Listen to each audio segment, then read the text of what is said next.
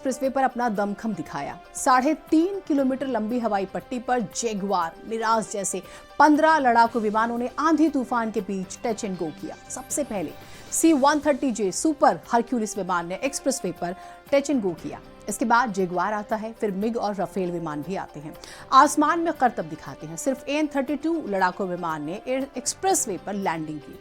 करीब 2 घंटे तक वायुसेना के लड़ाकू विमानों ने प्रैक्टिस की। शाम को 3 घंटे का पूरा ये नाइट शो, जो अभी भी लगभग चल रहा होगा क्योंकि 7 बजे से 10 बजे के बीच का समय था। सवाल यह है कि गंगा एक्सप्रेसवे को ही क्यों चुना गया? तो जानिए, गंगा एक्सप्रेसवे के बारे में जानना बहुत जरूरी है आपके लिए।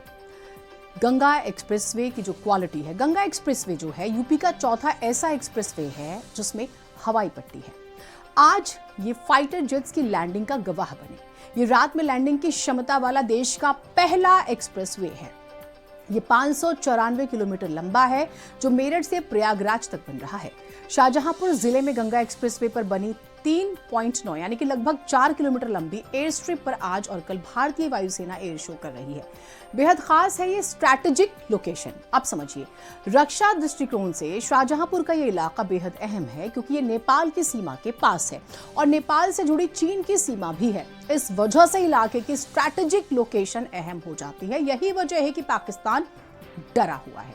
यही वजह है कि यहाँ डे और नाइट दोनों तरह की लैंडिंग की सुविधा विकसित की गई है। इमरजेंसी सिचुएशन यानी कि आपात स्थिति में सेना इस पट्टी का प्रयोग कर सकेगी।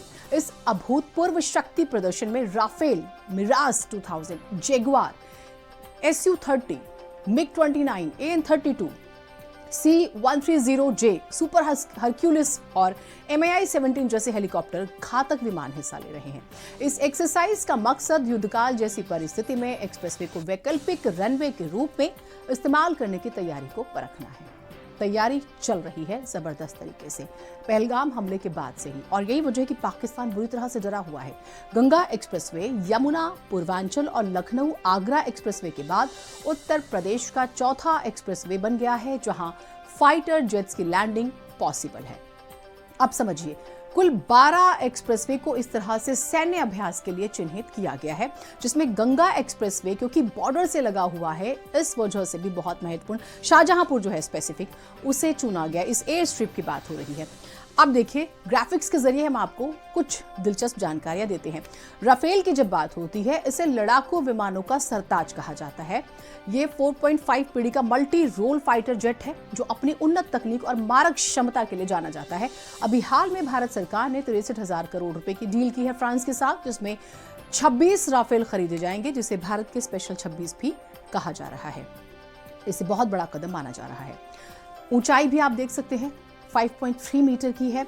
मारक क्षमता का भी हम जिक्र कर रहे हैं, विमान का वजन भी आप देख सकते हैं। तो इस वजह से भी पाकिस्तान दहशत में है। मतलब राफेल दहाड़ेगा, पाकिस्तान तो खैर खत्म ही है। अब आप समझिए, अलग अलग विमान में क्या क्वालिटी है वो भी हम आपको बताएंगे। मारक क्षमता 3700 किलोमीटर, राफेल लड़ाकू विमानों का सरताज है इसी वजह से, और ये भारतीय वायुसेना के बेड़े में शामिल हो रहा है। 26 और राफेल शामिल हो रहे हैं। अब देखिए कुछ और महत्वपूर्ण जानकारी सुखोई 30 के बारे में जान लीजिए। रूस में निर्मित सुखोई 30 MKI उड़ान के दौरान जो है, इसकी मारक क्षमता जबरदस्त। इस प्लेन में 12 टन युद्ध की सामग्री लोड की जा सकती है। राफेल की तरह डबल इंजन लगे हैं जो इमरजेंसी में काम आते हैं, ये भी आप समझिए। उसके बाद फाइटर प्लेन एक बार में 3000 किलोमीटर की उड़ान भर सकता है। पास में पाकिस्तान है, बहुत ज्यादा ट्रैवल करने की जरूरत नहीं पड़ेगी। खैर, अब आप समझिए, इस प्लेन में 12 टन तक युद्ध की सामग्री लोड की जा सकती है। ये इसकी क्वालिटी है। 130J सुपर हरक्यूलिस की बात भी कर लेते हैं हम यहाँ पर।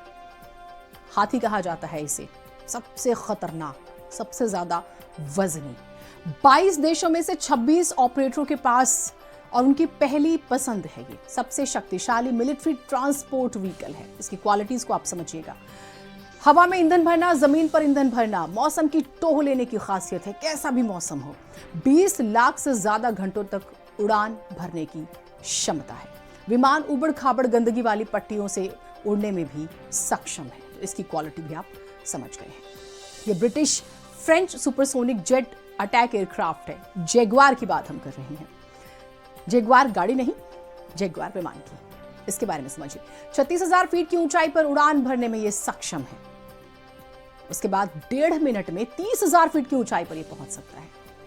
ये भारतीय सेना की शक्ति ही है, आप समझिए इसे। और ये शक्ति प्रदर्शन जरूरी भी है, प्रैक्टिस के ही बहाने सही। पहलगाम में जो हुआ है उसके बाद से तो जगुआर की क्वालिटीज हम आपको दिखा रहे हैं। ये ग्राउंड अटैक और एंटी शिप मिशन में प्रयोग होने वाला स्ट्राइक विमान है। 36,000 फीट की ऊंचाई पर उड़ान भरने में भी सक्षम है ये। उसके बाद हम MiG-29 की बात करेंगे। 5 मिनट में टेक ऑफ की क्षमता रखता है ये। उसके बाद एक बार उड़ान भरने पर 2100 किलोमीटर की रेडियस में हमला कर सकता है, ये इसकी क्वालिटी है। 1430 किलोमीटर तक मार कर सकता है, ये भी इसकी क्वालिटी है। और आपको बताते हैं MiG-29 ने कारगिल जंग में पाक की चौकियों को नष्ट कर दिया था, ये इसकी क्वालिटी है। 5 मिनट में टेक ऑफ की क्षमता है इसकी।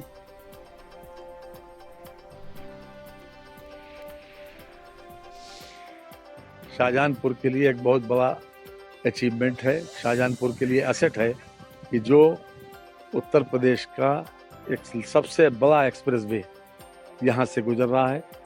लगभग 594 किलोमीटर का एक्सप्रेसवे, ये हमारे आवागमन को बहुत बड़े पैमाने पर प्रभावित करेगा और शाहजहांपुर की ही नहीं बल्कि प्रदेश की आर्थिक स्थिति पर भी इसका बहुत बड़ा प्रभाव पड़ेगा, क्योंकि डेवलपमेंट के लिए कम्युनिकेशन सिस्टम और ट्रांसपोर्टेशन सिस्टम अगर स्ट्रांग है तो डेवलपमेंट स्वतः होता चला जाता है।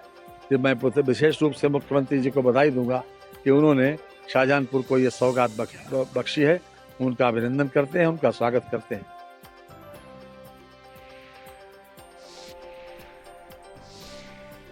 अब आप समझिए गंगा एक्सप्रेसवे हमने आपको बताया था क्यों चुना गया। गंगा एक्सप्रेसवे यूपी का इकलौता एक्सप्रेसवे है जहां पर नाइट शो आप देख रहे हैं, नाइट में भी लैंडिंग हो सकती है। ये 594 किलोमीटर लंबा मेरठ से प्रयागराज तक फैला हुआ है। 2025 तक वैसे ये पूरा हो जाएगा। शाहजहांपुर जिले में गंगा एक्सप्रेसवे तकरीबन 4 किलोमीटर लंबा एयर स्ट्रिप है ये। गंगा एक्सप्रेसवे यमुना पूर्वांचल और लखनऊ आगरा एक्सप्रेसवे के बाद सबसे बड़ा हम कह सकते हैं और यूपी का चौथा ऐसा एक्सप्रेसवे है जहां फाइटर जेट्स की लैंडिंग संभव है। कई मायनों में बहुत सेंसिटिव है, ये इसकी एक खासियत है। इसी वजह से गंगा एक्सप्रेसवे को चुना गया है। आगे बढ़ते हैं। केंद्र की मोदी सरकार ने जब से जातिगत जनगणना कराए जाने का